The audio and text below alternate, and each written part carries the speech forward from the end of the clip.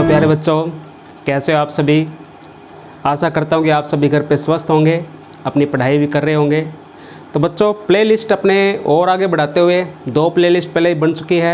एक में आपको 10th के टॉपिक मिलेंगे, एक में मैजिकल ट्रिक मिलेगी, और अगला जो अपने प्लेलिस्ट है उसमें बेसिक बायोलॉजी यानी बेसिक बायोलॉजी के टॉपिक आपको कराए जाएंगे जो यूज़फुल है 9th क्लास के लिए, 11th के लिए, 12th के लिए। यानी उनमें कई टॉपिक ऐसे होंगे जो 10वीं क्लास के लिए काम में आएंगे, कई ऐसे होंगे जो 9वीं, 11वीं और 12वीं के काम में आएंगे। तो शुरुआत करते हैं अपने आज कोशिका वाले टॉपिक से। और कोशिका में सबसे पहले पढ़ेंगे इसका अर्थ, फिर पढ़ेंगे इसकी परिभाषा, फिर पढ़ेंगे इसकी हिस्ट्री यानी कि खोजकर्ता कौन थे। उसके बाद अपने लास्ट टॉपिक होगा आज का सिद्धांत, कि सिद्धांत किन्होंने दिया था और क्या क्या उसमें कोशिकाओं के बारे में जानकारी प्रदान की गई। तो करते हैं शुरुआत बच्चों कोशिका के बारे में।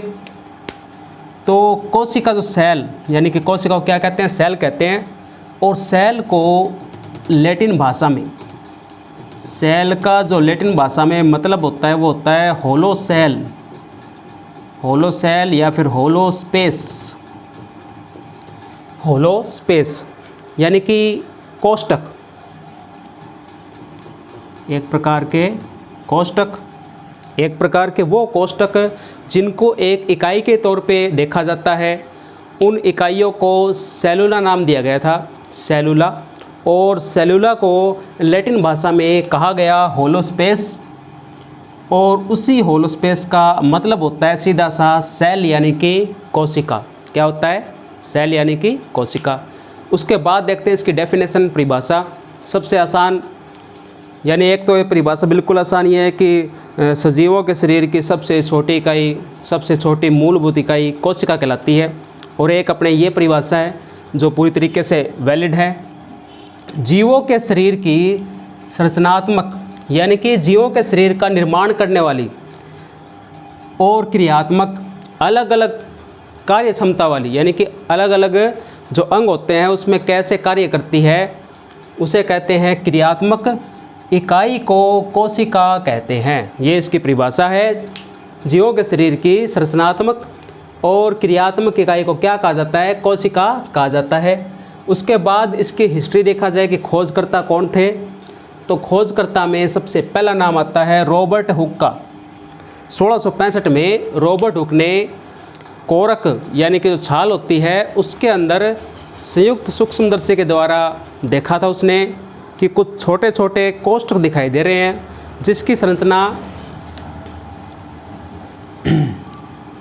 मधुमक्खी के छत्ते की तरह होती है। इस तरीके से मधुमक्खी के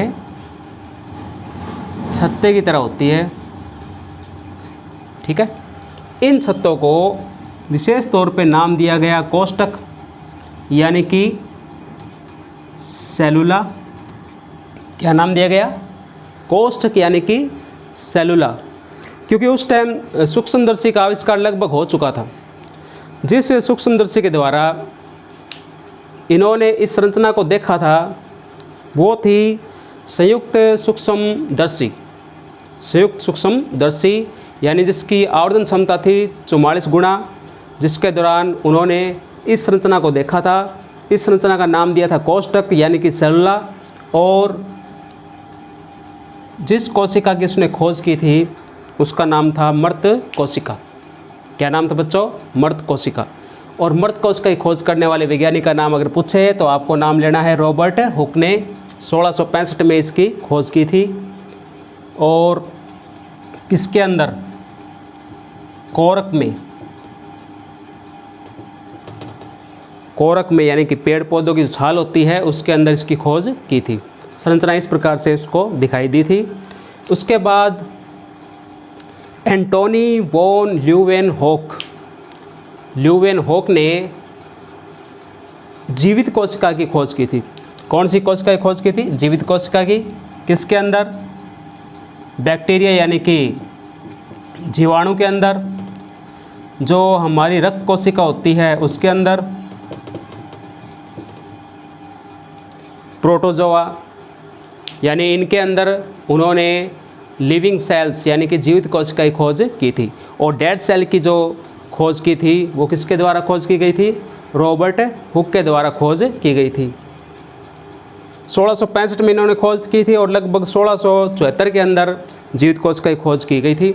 लेकिन सन जो होते हैं, ईयर जो होते हैं, डज नॉट मैटर, कोई ज़्यादा इसमें ज़रूरी नहीं होते, फिर भी एग्ज़ाम के अंदर थोड़े लिखते हैं तो थोड़ा बहुत प्रभाव पड़ता है।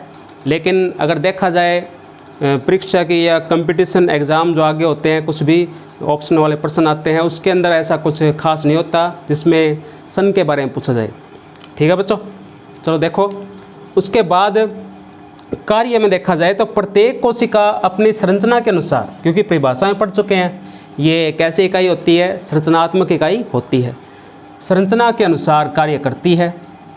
जैसे श्वसन फेफड़ों के द्वारा होते हैं, सबसे छोटी इकाई इसकी वायु कूपिकाएँ होगी, तो वो उसकी कोशिकाएँ होगी। पोषण यानी कि पोषण प्राप्त करते हैं, जिसमें अमाशय जो होते हैं, अमाशय, छोटी आंत, बड़ी आंत, यानी ये भी छोटी छोटी इकाइयों से मिलके बने होते हैं। यानी जैसे अपने अमाशय की बात करें तो उसमें ऑक्सेंटिक कोशिकाएं होती है, बिल्कुल छोटी छोटी इकाइयाँ, जो हाइड्रोक्लोरिक अम्ल का स्राव करती है। उसके बाद अपशिष्ट पदार्थों का निष्कासन किडनी के द्वारा होता है, उसकी सबसे छोटी इकाई कहलाती है नेफ्रॉन। प्रोटीन संश्लेषण यानी बंध बनते हैं अमीनो से निर्मित। उसके बाद अपने बात करें जैसे तंत्रिका तंत्र की सबसे छोटी इकाई न्यूरॉन, बहुत सारी न्यूरॉन मिलके क्या बनाती है? तंत्रिका तंत्र का निर्माण करती है। तो इस प्रकार से प्रत्येक अंग के अंदर कहीं ना कहीं उसकी सबसे छोटी मूलभूत इकाई होती है, उसी को ही कहा जाता है कोशिका। क्या कहते हैं बच्चों? कोशिका कहते हैं। ठीक है। उसके बाद में सिद्धांत की बात करें तो कोशिका सिद्धांत स्लाइडन और स्वान के द्वारा दिए गए थे लगभग 1839 के अंदर। सन 1839 के अंदर स्लाइडन और स्वान ने सिद्धांत दिया था, कोशिका सिद्धांत, जो एक प्रकार से ये प्राचीन ही है, मतलब ये पुराना कोशिका सिद्धांत माना जाता है। और हम सभी जानते हैं कि विज्ञान के अंदर जो पुराना सिद्धांत होता है तो उसमें कोई ना कोई कमी भी होती है, तभी वो पुराना हो जाता है, उसके बाद में कोई नया सिद्धांत दिया जाता है। तो सबसे पहले इसकी महत्वपूर्ण बातें देख लेते हैं कि इन्होंने क्या कहा था। इन्होंने ये कहा था कि प्रत्येक जीव का शरीर एक या फिर अनेक कोशिकाओं से बना होता है।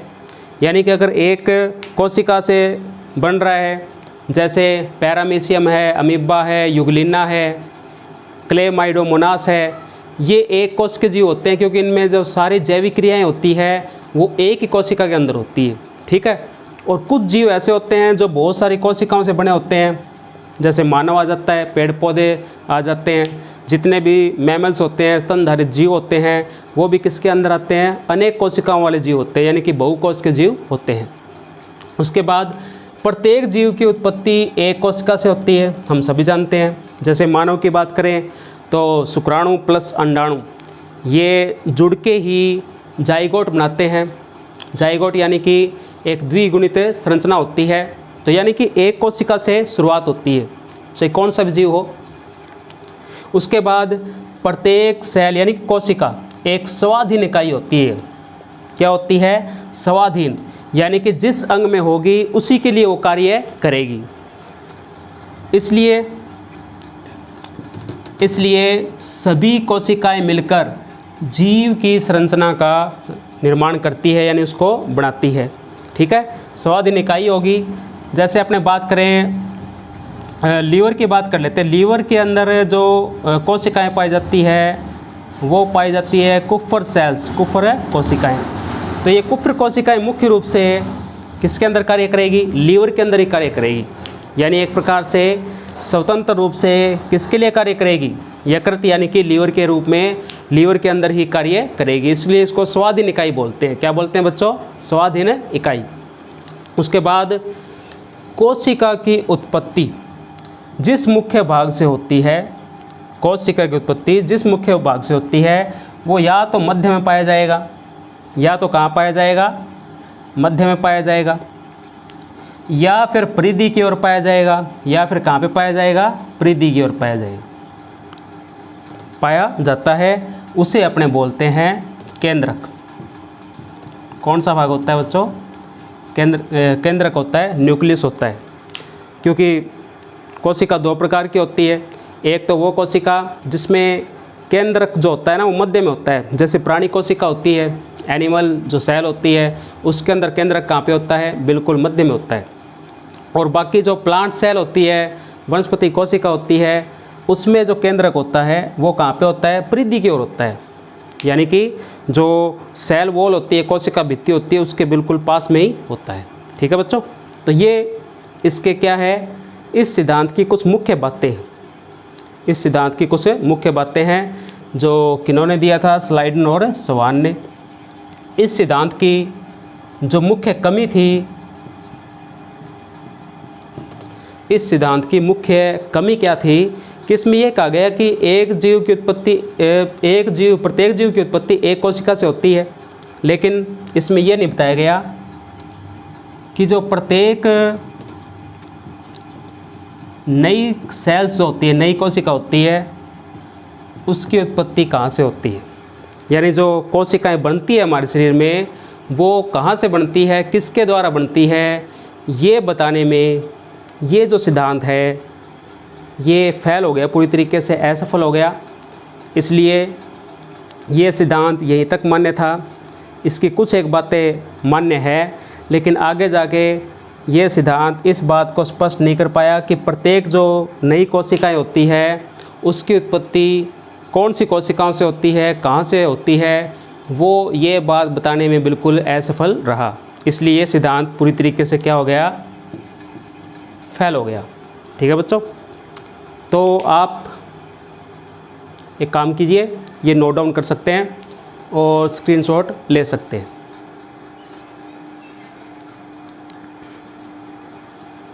अगला सिद्धांत आधुनिक कोशिका सिद्धांत, जो दिया था रुडोल्फ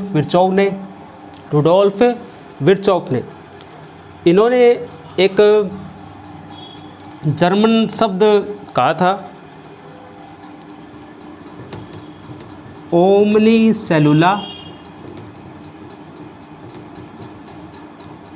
ई सेलुला, यानी इन्होंने एक जर्मन शब्द कहा था, दिया था, प्रतिपादन किया था, ओमनी सेलुला ई सेलुला।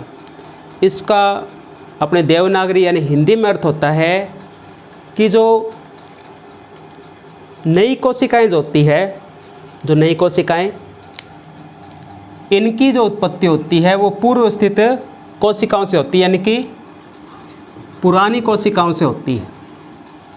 क्योंकि पहले वाला सिद्धांत कामयाब नहीं हुआ था, जहाँ पे असफल क्यों हुआ, क्योंकि वो ये नहीं बता पाए कि जो नई कोशिकाएं होती है उनका निर्माण किस प्रकार से होता है, वो ये बात बताने में क्या हो गए थे, असफल हो गए थे स्लाइडन और स्वान।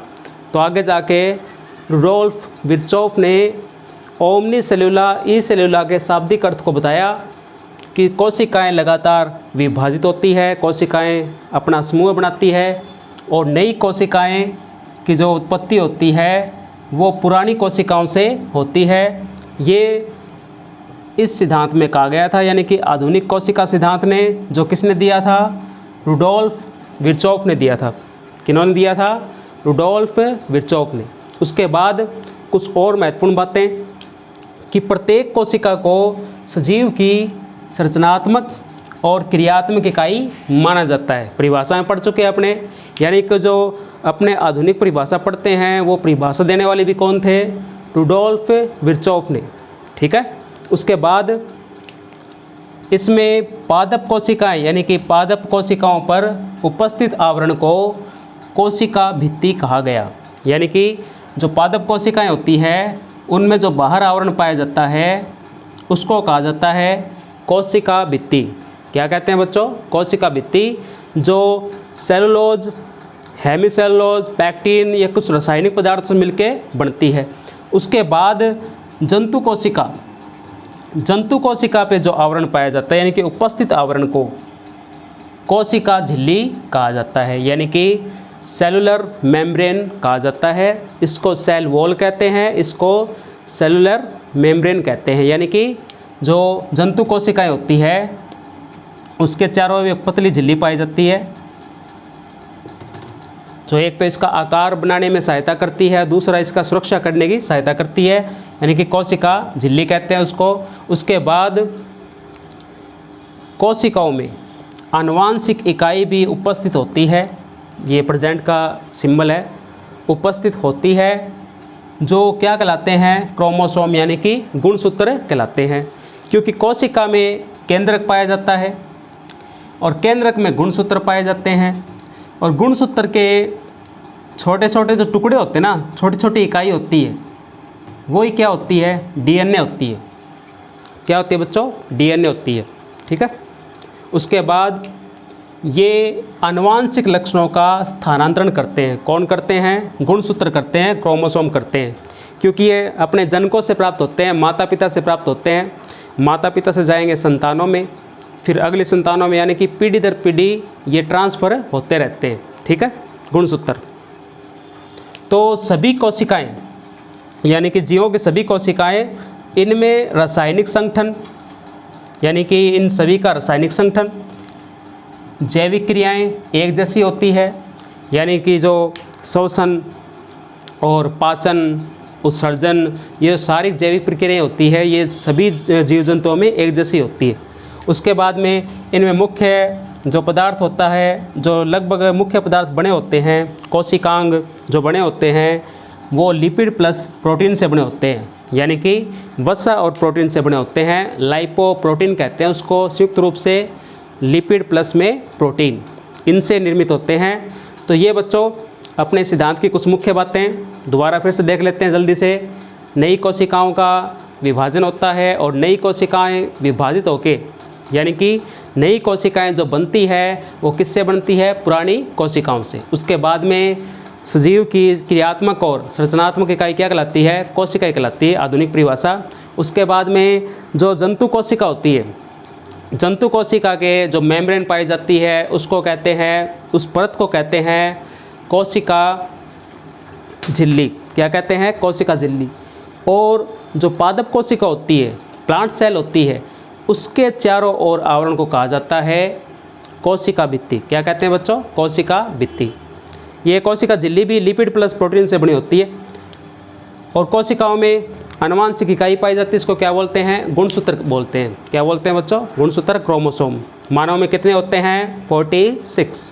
उसके बाद में सभी कोशिकाएं, इनका रासायनिक संगठन और जैविक क्रियाएं एक जैसी होती है लगभग, और इनमें मुख्य औषधि पदार्थ, ये मुख्य पदार्थ किससे बने होते हैं, लिपिड प्लस में प्रोटीन से, लाइपोप्रोटीन से, ठीक है। अब उसके बाद में जो ये सिद्धांत दिए गए थे, एक पुराने वाला और एक नए वाला सिद्धांत, ये एक सूक्ष्म जीव पे लागू नहीं होता है अभी, जो जिनमें न तो खुद का केंद्रक पाया जाता और इसमें पाए जाते हैं, पहली बात तो इसका नाम है बच्चों विषाणु, वायरस,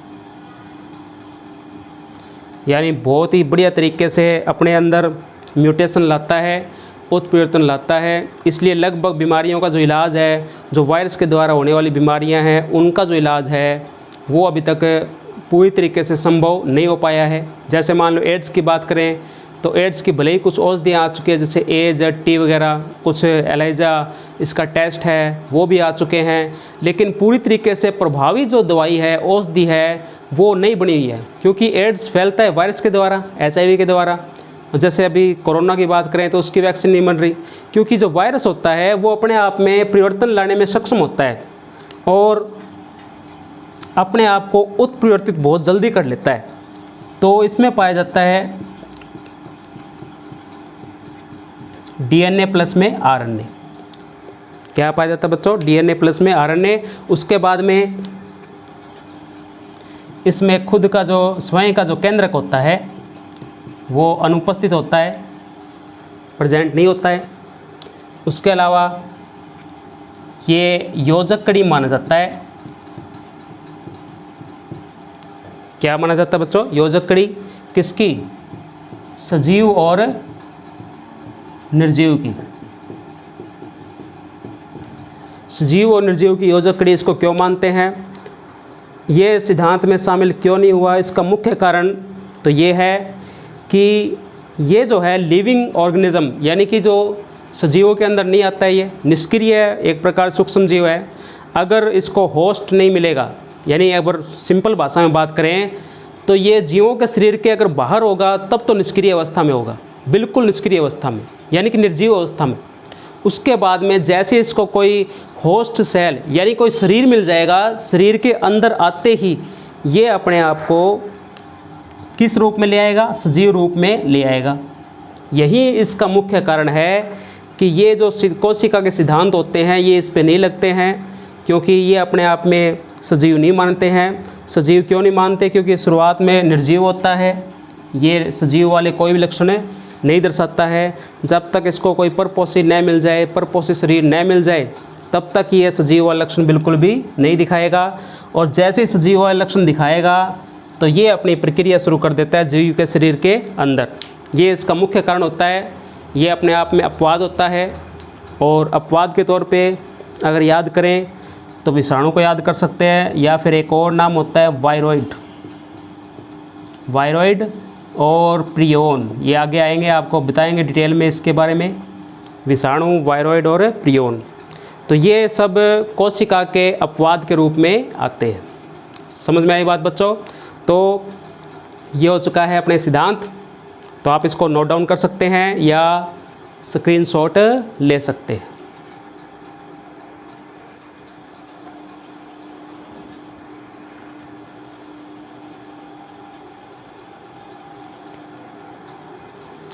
तो बच्चों अब अपने एक लास्ट बात और, कि जो कोशिका होती है ये शरीर की सबसे छोटी इकाई किस प्रकार से होती है वो अपने थोड़ा सा देख लेते हैं। उसके बाद ये जो आज के टॉपिक है ये कंप्लीट हो जाएंगे। देखिए, जब बहुत सारी कोशिकाएं समूह के रूप में एक जगह पे उपस्थित हो या विभाजित हो तो उन कोशिकाओं के समूह को बोलते हैं उत्तक। क्या बोलते हैं बच्चों? उत्तक, यानी कि टिश्यू। बहुत सारे उत्तकों के समूह को बोलते हैं उत्तक तंत्र, यानी ये जिस तंत्र का निर्माण करते हैं ना उत्तक, उसको बोलते हैं उत्तक तंत्र। और उत्तक तंत्र निर्माण करते हैं अंग का। किसका निर्माण करते हैं? अंगों का या अंग का। उसके बाद में निर्मित होते हैं अंग तंत्र, बाहरी आंतरिक। अंग तंत्र से निर्माण होता है शरीर का। किसका निर्माण होता है बच्चों? शरीर का। तो इस प्रकार से देखा जाए तो शरीर की सबसे छोटी इकाई क्या हुई? कोशिका हुई। इसलिए पहले वाली परिभाषा दी गई थी कि कोशिका की सबसे जो मूलभूत और सबसे छोटी इकाई माना जाता है वो किसको माना जाता है? कोशिका को माना जाता है। ओके बच्चों, तो आज का टॉपिक कंप्लीट हो चुका है। और जैसे कि सदा की भांति आपको नॉन और अननोन क्वेश्चन भी इसी वीडियो के अंत में दिखाई दे जाएंगे। और पूरी उम्मीद करूंगा कि कमेंट के अंदर भी आप लोग वो जवाब दो, क्योंकि इससे आपकी नॉलेज बढ़ेगी, बढ़िया तरीके से टॉपिक समझ में आएंगे। तो उम्मीद है कि आप जवाब देंगे। तो मिलते हैं बच्चों अगले वीडियो के अंदर, अगली क्लास के अंदर, कोशिका वाले अगले टॉपिक के अंदर। तब तक स्वस्थ रहिए, अपनों का ख्याल रखिए, अपना भी ख्याल रखिए। Take care.